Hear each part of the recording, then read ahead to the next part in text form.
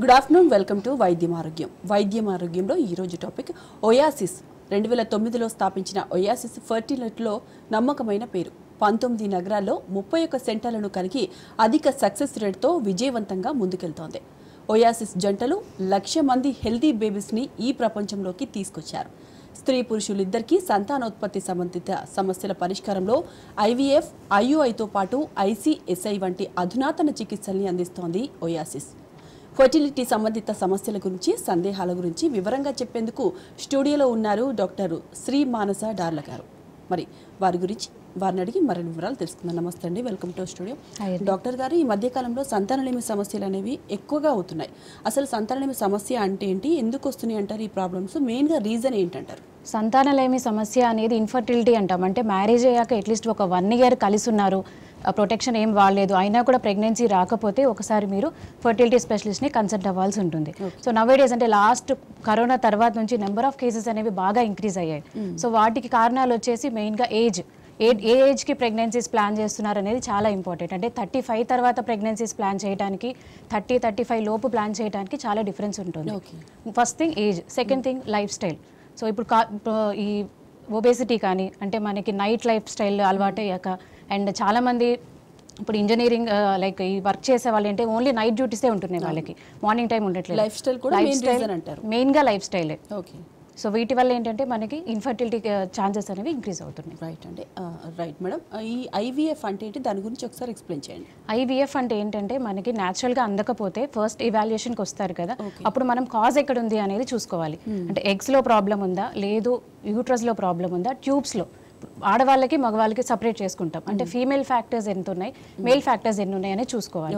నార్మల్గా ఏంటంటే incidence female side 30% causes ఉంటాయి, మేల్ సైడ్ 30% ఉంటాయి. అండ్ కంబైన్డ్గా అంటే ఇద్దరి ప్రాబ్లమ్స్ ఉండి వచ్చేది ఇంకొక 30% వరకు ఉంటుంది. సో ఇది ఎవాల్యుయేషన్ చేసుకొని అప్పుడు వాళ్ళకి ఏ కైండ్ ఆఫ్ ట్రీట్మెంట్ సెట్ అవుతుంది అనేది చూసుకుంటాం. అంటే కంపల్సరీ ఫర్టిలిటీ స్పెషలిస్ట్ దగ్గర రాగానే ఐవీఎఫ్కే వెళ్ళాలని అయితే ఏం లేదు. చాలా మంది భయపడుతూ ఉంటారు. అంటే నార్మల్గా గైనిక్ వాళ్ళ దగ్గరికి వెళ్ళిపోతాము, మాకు ఫర్టిలిటీ అనగానే ఇక కంపల్సరీ వాళ్ళు ఐవీఎఫ్ఏ చెప్తారు అని చాలా మందికి అపోహ ఉంది. అది మాత్రం కరెక్ట్ కాదు. సో వచ్చాక కండిషన్ బట్టి ఎక్కడ ప్రాబ్లం ఉంది, అంటే న్యాచురల్గా అయ్యే ఛాన్సెస్ ఉంటే టాబ్లెట్స్ పెట్టి కూడా వెయిట్ చేసి న్యాచురల్గా కన్సీవ్ అయిన వాళ్ళు ఉంటారు. లేదు అవ్వట్లేదు, వాళ్ళకి ప్రాపర్గా కాజ్ ఉంది, వాళ్ళకి కంపల్సరీ ఐవీఎఫ్ వెళ్ళాలి అనుకున్న వాళ్ళకి ఏంటంటే ఐవీఎఫ్ అనేది సజెస్ట్ చేస్తాం. ఓకే, రైట్ అండి. ఈ ఐవీఎఫ్ పూర్తి ప్రాసెస్ గురించి చెప్పండి. ఐవీఎఫ్ పీరియడ్ 2nd డే నుంచి స్టార్ట్ అవుతుంది. సో 2nd డేన చూసుకుంటాం, స్కానింగ్ చూసుకొని తన ఎగ్స్ ఎలా ఉన్నాయి, నెంబర్ ఎలా ఉంది చూసుకొని, బ్లడ్ టెస్ట్లు కొన్ని ఉంటాయి. సో తను ఫిట్ ఉందా లేదా, ఐవీఎఫ్కి చేయొచ్చా లేదా, అంటే ఫీమేల్ సైడ్ ఉందా మేల్ సైడ్ ఉందా చూసుకొని అప్పుడు ట్రీట్మెంట్ స్టార్ట్ అవుతుంది. ఒక 10 days దాకా ఇంజెక్షన్స్ ఉంటాయి. అంటే సింపుల్ ఇంజెక్షన్స్ అవి, ఇక్కడ హాస్పిటల్లో అడ్మిట్ అవ్వాల్సిన పని ఉండదు. అంటే చాలా మంది అడుగుతూ ఉంటారు, ఇక మేము బెడ్ మీద నుంచి అలాగే బెడ్ రెస్ట్లోనే ఉండాలా, కంపల్సరీ ఇంకేం వర్క్ చేయకూడదా, మా లైఫ్ అంతా ఇక్కడతో అయిపోతుందా అని అడుగుతూ ఉంటారు. అలా ఏం ఉండదండి. జస్ట్ అది ఒక 1/2 hour మన ఇన్సులిన్ ఇంజెక్షన్ ఉంటుంది, షుగర్ వచ్చిన వాళ్ళు తీసుకుంటారు, అలాంటి ఇంజెక్షనే ఉంటుంది. సో ఇంజెక్షన్ తీసుకొని ఒక 2-3 ఎవ్రీ ఆల్టర్నేట్ డేస్ ఆర్ 2-3 daysకి స్కాన్స్ ఉంటాయి. సో ఎగ్స్ ఎలా డెవలప్ అవుతున్నాయి, ఫాలిక్యులర్ స్టడీస్ అంటారు, అవి చేసుకొని ఎగ్స్ ఓకే నెంబర్ ఇలాగ 10 days ఇవాల్యుయేట్ చేసుకున్నాక వాళ్ళకి అనస్థీషియా ఇచ్చి ఎగ్స్ తీస్తాం. ఎగ్స్ తీసాక ఎగ్ ఎలా ఉంది, క్వాలిటీ ఎలా ఉంది, ఎన్ని వచ్చాయనేది తెలుస్తుంది. సో అదే రోజు మనకి మేల్ ఫ్యాక్టర్ని బట్టి స్పర్మ్ సైడ్ ఏమైనా ఇబ్బంది ఉందా లేదా చూసుకొని ఐవీఎఫ్ కానీ ఇక్సీ అని, ఇప్పుడు కొత్తగా ఏంటంటే ఇక్సీ ట్రీట్మెంట్ చేస్తున్నాం.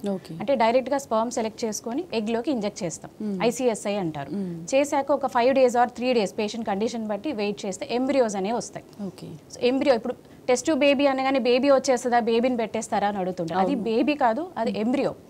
అంటే 5 days అంటే ఎగ్ స్పర్మ్ కలిపాక వెయిట్ చేస్తే వచ్చేది ఎంబ్రియో ఫార్మేషన్ అంటారు. డే 5 ఎంబ్రియోని బ్లాస్టోసిస్ట్ అంటారు. సో ఆ ఎంబ్రియోస్ ఎన్ని వచ్చాయి ఏంటో చూసుకొని, వీటిల్లో కూడా ఏంటంటే ఫ్రెష్ ట్రాన్స్ఫర్ అని ఉంటుంది, ఫ్రోజన్ ట్రాన్స్ఫర్ అని ఉంటాయి. ఫ్రెష్ ట్రాన్స్ఫర్ అంటే అదే సైకిల్లో ఎగ్స్ తీస్తాము, స్పర్మ్స్ పెట్టాక ఎంబ్రియోస్ వచ్చాక ట్రాన్స్ఫర్ చేసేస్తాం, అదే మంత్లో ట్రీట్మెంట్ అయిపోతుంది. కొంతమందికి ఏంటంటే హార్మోన్స్ అవి బాగాలేకపోతే అవి ఫ్రీజింగ్ చేసుకొని నెక్స్ట్ మంత్ వాటిని ట్రాన్స్ఫర్ చేయడం జరుగుతుంది. సో అది frozen embryo transfer. Okay, right madam. ఈ ప్రాసెస్ అంతా ఎంత టైం పడుతుంది, అలాగే ఎవరికి చేస్తారు, ఎప్పుడు చేస్తారు? సో ఈ ప్రాసెస్ అంతా అంటే రఫ్లీ వాళ్ళకి ఫ్రెష్ ఎంబ్రియో ట్రాన్స్ఫర్కి వెళ్ళిపోతే 1 monthలోనే అయిపోతుంది. లేదు ఫ్రోజన్ ఎంబ్రియో ట్రాన్స్ఫర్ అనుకుంటే నెక్స్ట్ మంత్ మళ్ళీ ఫామ్ అయిన ఎంబ్రియోస్ ఫ్రీజ్ చేసేస్తాం, ఎంబ్రియోస్ అనేవి చేసుకొని మళ్ళీ అవి యూట్రస్లోకి నెక్స్ట్ మంత్ ట్రాన్స్ఫర్ చేయడం జరుగుతుంది. పీరియడ్ సైకిల్ బట్టి అది ఉంటుంది. సో మోస్ట్లీ ఐవీఎఫ్ అనేది మాక్సిమం 2 months 3 monthsలో చేయటం జరుగుతుంది. ఓకే, ఏజ్ లిమిట్ ఏమైనా ఉందా దీనికి? ఎవరికైనా ఏజ్ చేయొచ్చు? లిమిట్ అని కాదు, కాకపోతే సక్సెస్ రేట్స్ అనేవి ఏజ్ పరంగా మనకి డిపెండ్ అయి ఉంటాయి. ఓకే. సో ఇప్పుడు మనకి 30 లోపు ట్రీట్మెంట్కి వెళ్తున్న వాళ్ళకి 40 తర్వాత వెళ్తున్న వాళ్ళకి డిఫరెన్సెస్ ఉంటాయి. ఎందుకంటే ఆడవాళ్ళకి మనకి భయపడితే ఎగ్స్ అనేవి ఫామ్ అవుతాయి. సో మన ఏజ్ బట్టి ఆ ఎగ్స్ కూడా ఏజ్ అవుతూ ఉంటాయి. సో 35 తర్వాత ఏంటంటే ఎంత హెల్దీగా ఉన్నా కూడా, అంటే చాలా మంది వచ్చి నేను చాలా హెల్దీగా ఉంటాను, నా లైఫ్ స్టైల్ హెల్దీగా ఉంటుంది, నా ఎగ్స్ కూడా హెల్దీగానే ఉంటాయి అంటూ ఉంటారు. బట్ అది కరెక్ట్ కాదు. ఏజ్ పరంగా 35-40 తర్వాత ఎగ్స్ అనేవి డ్యామేజ్ జరగడం జరుగుతుంది. సో సక్సెస్ రేట్స్ అనేవి కూడా ఇప్పుడు 40 తర్వాత ఐవీఎఫ్ చేయకూడదు అని కాదు, బట్ మనకి సక్సెస్ రేట్స్ ఎంతవరకు ఉంటాయి చూసుకొని దాన్ని బట్టి ప్లాన్ చేసుకోవాలి. ఒయాసిస్లో ఎక్కువగా ఏ గ్రూప్ ఏజ్ వాళ్ళు మీ దగ్గరకు వస్తుంటారు ఈ ఐవీఎఫ్ కోసం? మెయిన్గా మోస్ట్లీ మందికి 35 to 40 ఇయర్స్ ఎక్కువ ఐవీఎఫ్కి చేయటం జరుగుతుంది. బట్ ఏంటంటే డిపెండ్స్. ఇప్పుడు కొంతమందికి మ్యారేజ్ అయిన 1 ఇయర్లోనే చెక్ చేయించుకుంటారు. ఇప్పుడు చాలా మందికి అవేర్నెస్ వచ్చింది, ముందులాగా కాదు. సో ఫస్ట్ 6 months 1 year చూస్తున్నారు, అంతా బాగానే ఉంది, కన్సీవ్ అవ్వట్లేదు, they are coming to us. So ఎక్కడ ప్రాబ్లం ఉంది అని చెప్పి చెక్ చేయించుకుంటున్నారు. సపోజ్ మేల్ సైడ్ ప్రాబ్లం ఉందనుకోండి, కౌంట్ కానీ మొటిలిటీ కానీ తగ్గింది, స్పర్మ్ ప్రాబ్లం ఉంది, సో అప్పుడు మెడిసిన్స్ ఇచ్చి చూస్తాం ఒక 2 months అట్లాగా. ఇంప్రూవ్మెంట్ లేని వాళ్ళు ఏంటంటే వాళ్ళు irrespective of their age, marital life ట్రీట్మెంట్కి వెళ్తున్నారు. ఎందుకంటే ఐవీఎఫ్కి మనకి ప్రాబ్లం డయాగ్నోజ్ అయ్యాక వెళ్ళిన దాన్ని వెయిట్ చేసి 3 years 4 years అట్లాగా వెయిట్ చేసి న్యాచురల్గా వస్తుంది అని చాలామంది ఏంటంటే ఈ ఆయుర్వేదిక్ అని అన్ని ట్రై చేసి వస్తారు. సో అట్లా వచ్చాక ఆల్రెడీ డ్యామేజ్ స్టార్ట్ అయినప్పటికీ ఒక 3-4 yearsకి మనకి డిఫరెన్స్ కనిపిస్తుంది సక్సెస్ రేట్స్లో. ఓకే, రైట్ అండి. ఈ ఒయాసిస్లో ఇంకా కొత్త టెక్నాలజీ ఏముంది ఈ ఐవీఎఫ్కి? సో మన దగ్గర ఏంటంటే ఐవీఎఫ్ ఎంబ్రియోస్ అని చెప్పాను కదా ఇందాక, ఎంబ్రియోస్ని కూడా టెస్ట్ చేసుకోవచ్చు. ప్రీ ఇంప్లాంటేషన్ జెనెటిక్ టెస్టింగ్ అంటారు. అంటే కొంతమందికి మేనరికాలు ఉండి లేదు, ఫస్ట్ కిడ్లో ఇలాగ ప్రాబ్లమ్స్ ఉన్నాయి, జెనెటిక్ ప్రాబ్లమ్స్ ఉన్నాయి, హెల్దీగా లేదు, మెంటల్ రిటార్డేషన్ ఉంది, ఇట్లా ఉన్న వాళ్ళకి ఆ బేబీలో ఏ ప్రాబ్లం ఉందో చూసుకొని అదే జీన్ మనం ఎంబ్రియోలో కూడా టెస్ట్ చేసుకోవచ్చు. సపోజ్ మనకి 4 ఎంబ్రియోస్ వచ్చాయనుకోండి, 4 టెస్ట్ చేస్తాం. టెస్ట్ చేసి ఏది హెల్దీగా ఉంది, ఏ జీన్ ప్రాబ్లం ఉందో ఆ జీన్ కూడా మనం స్పెసిఫిక్గా చెక్ చేసుకోవచ్చు. ఇప్పుడు థాలసీమియాస్ ఉంటాయి, అవి ఏంటంటే ఫ్యామిలీస్లో రన్ అవుతూ ఉంటాయి. సో ఫస్ట్ బేబీకి థాలసీమియా ఉందని తెలిస్తే సేమ్ అవే జీన్ మనం సెకండ్ ఈ ఐవీఎఫ్కి వెళ్ళి ఎంబ్రియోస్ని టెస్ట్ చేసుకుంటాం. చేసుకొని లేని జీన్ని మనం లోపల ట్రాన్స్ఫర్ చేయడం జరుగుతుంది. సో ఇవి అడ్వాన్స్డ్ టెక్నిక్స్ అనమాట, పీజీటీఏ అంటారు. కొంతమందికి అన్ఎక్స్ప్లెయిన్డ్ రీజన్స్ ఏమీ తెలియవు, బట్ అబార్షన్స్ అవుతూ ఉంటాయి. 3-4 అబార్షన్స్ ఉంటాయి, న్యాచురల్ కన్సీవ్ అవుతారు, బట్ మిస్క్యారేజ్ అవుతూ ఉంటాయి. అట్లాంటి వాళ్ళకి ఏంటంటే ఇలాగ ఐవీఎఫ్కి వెళ్ళి ఎంబ్రియోస్ని కూడా టెస్ట్ చేసుకొని ఏ ఎంబ్రియో అయితే హెల్దీగా ఉంది, అంటే యూప్లాయిడీ యాన్యూప్లాయిడీ అని ఇస్తారు ఎంబ్రియోకి, ఏదైతే నార్మల్గా ఉందో ఎంబ్రియో ఆ ఎంబ్రియోని మనం ట్రాన్స్ఫర్ చేయడం జరుగుతుంది. సో ఇవన్నీ ఏంటంటే అడ్వాన్స్డ్ టెక్నిక్స్. ఇంకా అవి కాకుండా లాప్రోస్కోపీ, హిస్టరోస్కోపీ, ఈరా టెస్ట్ అని ఉంటుంది, గర్భసంచి సైడ్ నుంచి పెద్ద టెస్ట్లు అనమాట. ఇవన్నీ అడ్వాన్స్డ్ టెక్నిక్స్. మన ఒయాసిస్లో వీటి వల్లనే ఈ టెక్నిక్స్ అన్ని యూజ్ చేసి స్పెసిఫిక్గా ఏ పేషెంట్కి ఏ ట్రీట్మెంట్ కావాలి అనేది అందరికీ కామన్ ట్రీట్మెంట్ కాకుండా సో పేషెంట్ కండిషన్ బట్టి ట్రీట్మెంట్ ఇవ్వటం వల్ల మనకి ఇంత సక్సెస్ రేట్స్ ఉంటుంది. Okay, right madam. ఈ ఐవీఎఫ్లో సక్సెస్ రేట్ ఎంతవరకు ఉంటుందంటారు? జనరల్ ఇవిసే 40-50% చెప్తాము. బట్ ఏంటంటే ఇప్పుడు నేను చెప్పాను మీకు అడ్వాన్స్ టెక్నిక్స్ వస్తున్నాయి, ఐవీఎఫ్ కాకుండా ఐసీఎస్ఐ చేసుకోవటము. ఇప్పుడు మేల్ సైడ్ ఏంటంటే మనకి ఇవాల్యుయేషన్ ఉంటుంది. సో రాగానే ఓకే మీరు కౌంట్ బాగాలేదు ఐవీఎఫ్కి వెళ్ళిపోండి ఇలా కాకుండా ఎందుకు కౌంట్ తగ్గింది. సో మేల్ సైడ్ చూసుకుంటే మనకి వారికోసీల్ ఉంటాయి కొంతమందికి, సో వారికోసీల్ కరెక్ట్ చేయగానే వాళ్ళు కన్సీవ్ అవుతారు. సో లేదు వారికోసీల్ కరెక్ట్ చేసి వచ్చాక కూడా ఇంకా ప్రెగ్నెన్సీస్ రావట్లేదు, వాళ్ళకి ఏంటంటే డిఎన్ఏ టెస్ట్ చేస్తాం, డిఎఫ్ఐ అంటారు, డిఎన్ఏ ఫ్రాగ్మెంటేషన్ ఇండెక్స్ అని. సో ఆ డిఎఫ్ఐ టెస్ట్ చేసుకొని స్పర్మ్ సైడ్ నుంచి మనం ఎలా సెలెక్ట్ చేసుకోవచ్చు అంటే డైరెక్ట్గా ఫ్రెష్ శాంపుల్ కాకుండా వీటిల్లో కూడా మనం ఫిల్టర్ చేసుకోవటం వస్తుంది. మైక్రోఫ్లూయిడిక్స్ అంటారు, లేదు టెస్టిస్ నుంచి కూడా డైరెక్ట్గా స్పర్మ్ తీసి పెడతాం. సో ఈ టెక్నిక్స్ అన్ని చేయటం వల్ల మనకి సక్సెస్ రేట్స్ అనేవి ఇంక్రీజ్ అవుతాయి. అండ్ ఈవెన్ మేల్ సైడ్ మనకి 0 కౌంట్ ఉన్నా కూడా కంప్లీట్గా అంటే సెమెన్ అనాలిసిస్ చేసినప్పుడు స్పర్మ్స్ ఏమీ కనిపించకపోయినా కూడా ఏంటంటే వాళ్ళకి ఇవాల్యుయేషన్ చేసుకొని మనకి మైక్రోస్కోపీ ద్వారా కూడా స్పర్మ్స్ కూడా తీయచ్చు, ఎగ్స్ ఒక్కటే కాదు. సో స్పర్మ్స్ కూడా తీసి సెలెక్ట్ చేసుకొని ఆ స్పర్మ్ ఎగ్లో పెట్టడం వల్ల అసలు అంటే చాలా మంది ఏంటంటే అసలు మీకు అవ్వదు అని చెప్పేసిన వాళ్ళు ఉన్నారు బయట. అలాంటి వాళ్ళు మన దగ్గరకు వస్తూ ఉంటారు, అసలు ఇంకా నాకు అవ్వదన్నారు, డోనర్కే వెళ్ళాలని నేను అని అడుగుతూ ఉంటారు. సో అట్లాంటి వాళ్ళకు కూడా మైక్రోటీజీ చేసుకొని అంటే అడ్వాన్స్డ్ టెక్నిక్స్ చేసుకొని వాళ్ళకి దేర్ ఓన్ గ్యామిట్స్ అంటే సెల్ఫ్ వాళ్ళ కణాలతోనే మనం ప్రెగ్నెన్సీస్ ఇవ్వడం జరిగింది. ఓకే, రైట్ అండి. ఈ ఐయుఐ అంటే ఏంటి, దాని ప్రొసీజర్ గురించి కూడా చెప్పండి. ఐయుఐ సింపుల్ అంటే న్యాచురల్కి ఐవీఎఫ్కి మధ్యలో ఉంటుంది ఐయుఐ అనేది. ఇప్పుడు సపోజ్ స్పర్మ్ సైడే మొటిలిటీ ప్రాబ్లం ఉంది, లేదు వాళ్ళకి ఇరెక్టైల్ డిస్ఫంక్షన్స్ ఉంటాయి, కొంతమంది కలవలేరు ప్రాపర్గా, లేదు కొంతమంది ఏంటంటే ఆ ఓవులేషన్ ఎప్పుడు అవుతుందో తెలియదు, వాళ్ళకి ఇర్రెగ్యులర్ సైకిల్స్ ఉంటాయి. అట్లాంటి వాళ్ళకి ఏం చేస్తామంటే పీరియడ్స్ వచ్చాక ట్రీట్మెంట్ స్టార్ట్ అవుతుంది. సో ఫాలిక్యులర్ స్టడీస్ చేసుకొని వాళ్ళకి ఎగ్స్ ఎప్పుడైతే రిలీజ్ అవుతాయో అప్పుడు హస్బెండ్ స్పర్మ్ తీసుకుంటాం, సెమెన్ తీసుకొని దాన్ని ప్రిపేర్ చేసి మంచి కణాలు అంటే ఇప్పుడు మనకి 2 ml 3 ml ఇస్తారు స్పర్మ్ సెమెన్ అనేది. దాన్ని మనం ప్రాసెస్ చేసి గుడ్ స్పర్మ్స్ అనేవి యూట్రస్లో డైరెక్ట్గా ట్రాన్స్ఫర్ చేస్తాం. అంటే కంపేర్ టు ఐవీఎఫ్ ఐయుఐకి సక్సెస్ రేట్స్ కొంచెం తక్కువే ఐయుఐ, ఎందుకంటే సింపుల్గానే బట్ ఇంకొంచెం స్పర్మ్ సైడ్ నుంచి ఏదైనా ప్రాబ్లం ఉన్న వాళ్ళకి సక్సెస్ రేట్స్ ఎక్కువ ఉంటాయి. కొంతమంది అన్ఎక్స్ప్లెయిన్డ్ ఉంటారు, అంటే 20% మనం చూసేది అన్ఎక్స్ప్లెయిన్డ్. ఇప్పుడు మనకు ఓపీఓలో వచ్చే వాళ్ళలో అంటే అన్నీ బాగుంటాయి, ఎక్కడ ఇబ్బంది తెలియదు, వాళ్ళకు కూడా అర్థం కాదు ఎందుకు అవ్వట్లేదు మేడం అని అడుగుతారు. అది అన్ఎక్స్ప్లెయిన్ ఇన్ఫర్టిలిటీ అంటాం. అలాంటి వాళ్ళకి ఐయుఐ హెల్ప్ అవుతుంది. సో ఇప్పుడు ఈ స్పర్మ్స్ ప్రిపేర్ చేసి డైరెక్ట్గా యూట్రస్లో ట్రాన్స్ఫర్ చేస్తున్నాం కాబట్టి ఇంకేమైనా సర్వైకల్ ఫ్యాక్టర్స్ కానీ స్పర్మ్ సైడ్ నుంచి ఏమైనా ఇబ్బంది ఉన్న వాళ్ళు, కలవలేకపోయే వాళ్ళు కానీ వాళ్ళకి ఛాన్సెస్ పెరుగుతాయి ఐయుఐ ద్వారా. మేడం, ఆడవాళ్ళలోని సంతాననిమి సమస్యలు అనేవి ఎక్కువగా వస్తుంటాయి అంటారు, ఎందుకంటారు? అలాగే మగవాళ్ళలో కూడా సంతాననిమి సమస్యలకు రీజన్ ఏంటంటారు? సో ఆడవాళ్ళకి చూసుకుంటే మెయిన్గా నవేడేస్ పీసీఓడి ఎక్కువగా చూస్తున్నాం. అంటే పాలిసిస్టిక్ ఓవేరియన్ డిసీజ్ అంటారు. అంటే ఓవరీలో చిన్న చిన్న సిస్టులు ఫామ్ అవుతాయి. వాటికి రీజన్స్ కొంత జెనెటిక్ పరంగా ఉండొచ్చు, కానీ మెయిన్గా life style, obesity, junk foods ఎక్కువ తీసుకోవటం కానీ, అంటే చిన్న పిల్లలు అప్పటి నుంచి లైఫ్ స్టైల్ సరిగ్గా లేకపోవటం, ఎక్సర్సైజ్ వాకింగ్ ఏమీ లేకుండా జస్ట్ ఓన్లీ ఐప్యాడ్స్ చూడటము, జంక్ ఫుడ్స్ తీసుకోవటం. అంటే మనం కూడా బయటికి తీసుకెళ్ళినా ఓన్లీ బర్గర్స్ పిజ్జా వైపే కాన్సన్ట్రేట్ చేస్తున్నాం.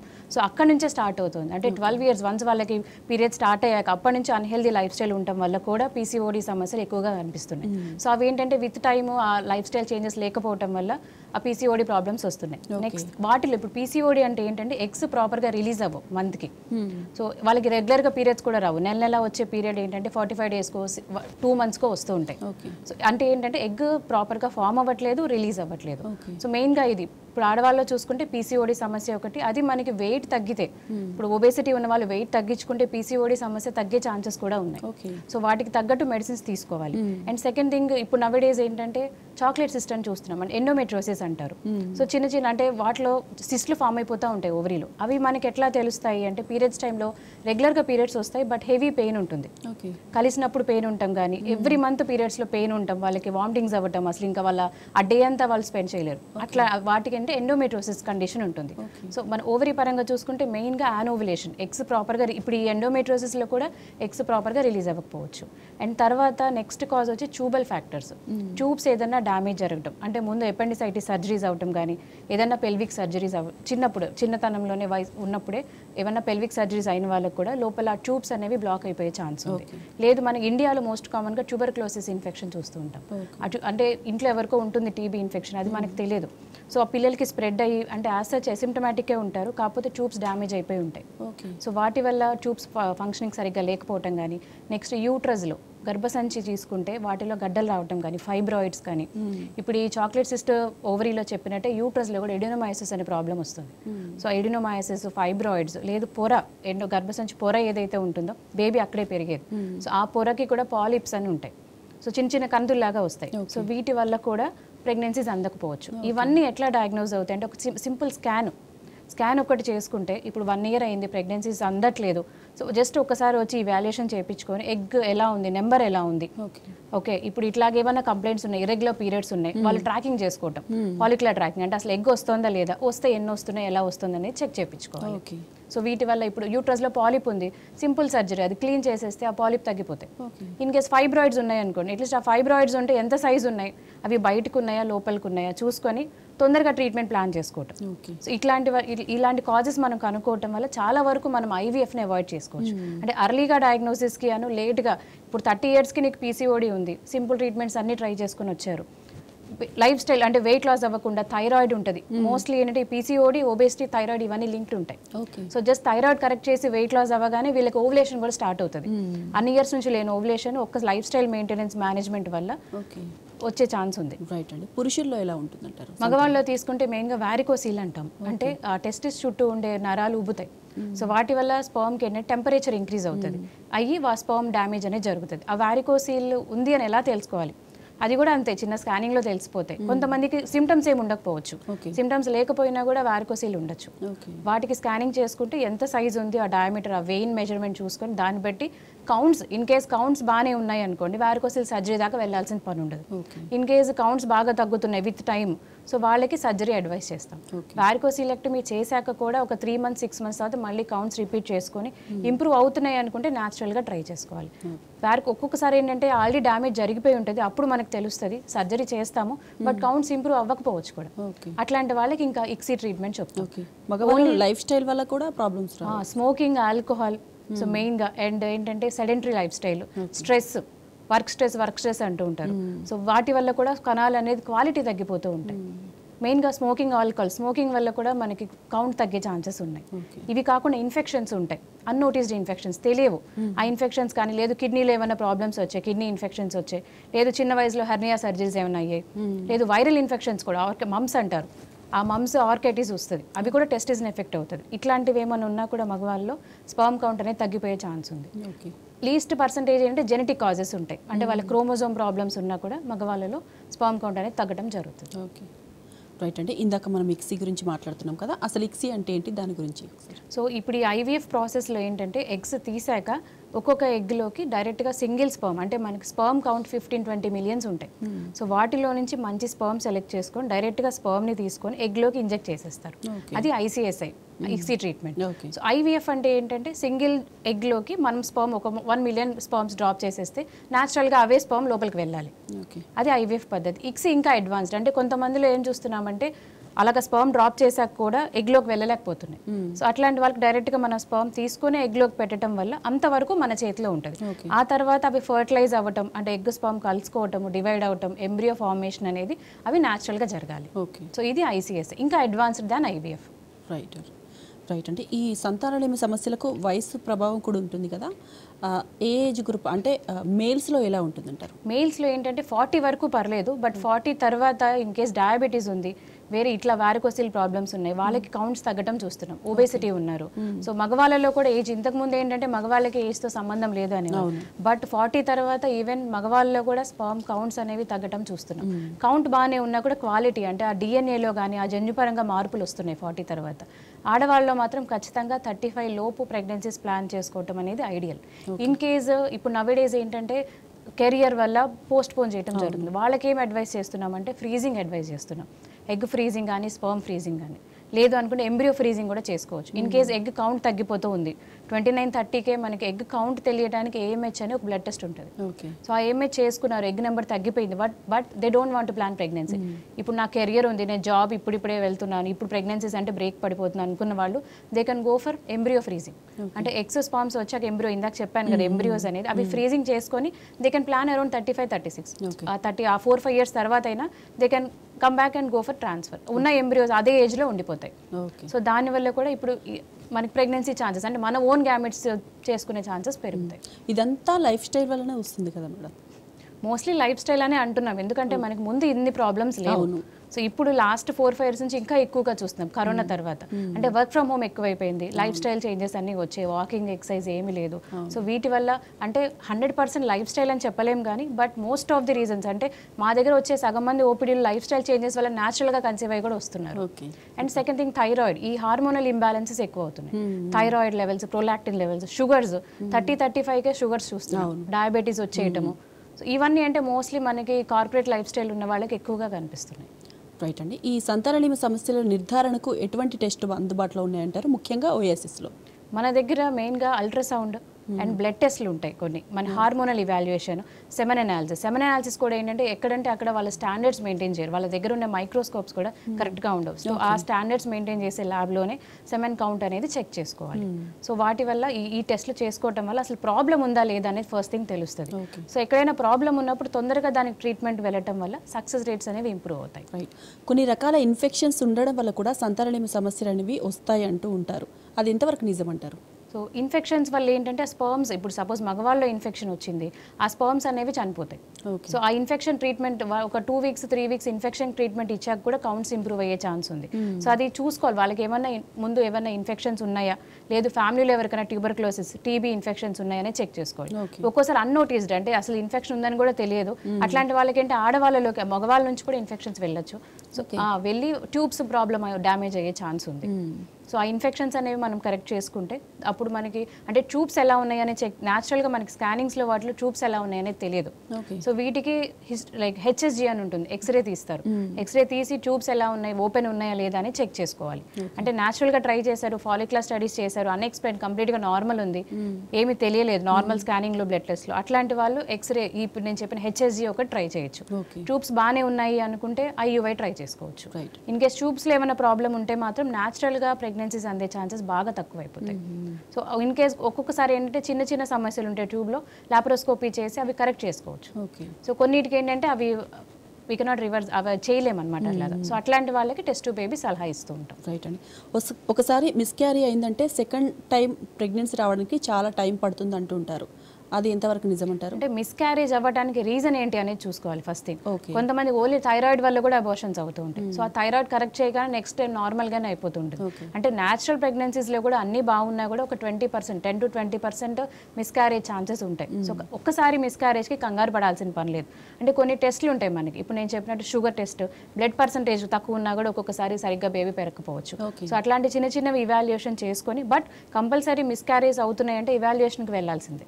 స్పర్మ్ పరంగా ప్రాబ్లం ఉందా, ఎగ్ బాగాలేదా, లేకపోతే జనరల్ ఫిజికల్ కండిషన్ మనకి ఫిట్గా లేక ప్రెగ్నెన్సీ క్యారీ చేయలేకపోతున్నామా, ఈ అబార్షన్స్కి రీజన్స్ ఏంటి అనేది తెలుసుకోవాలి.